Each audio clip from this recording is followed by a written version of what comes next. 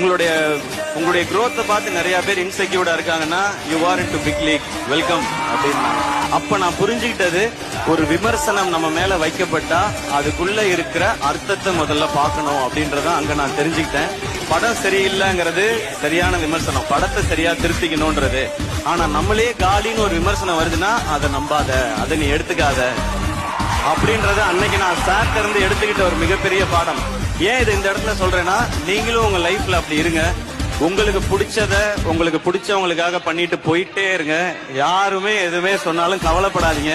ஏன்னா நம்மள பிடிச்சவங்களுக்கு நம்மள நிரூபிக்க தேவையில்லை, நம்மள பிடிக்காதவங்களுக்கு என்ன பண்ணாலும் பிரயோஜனம் இல்லை.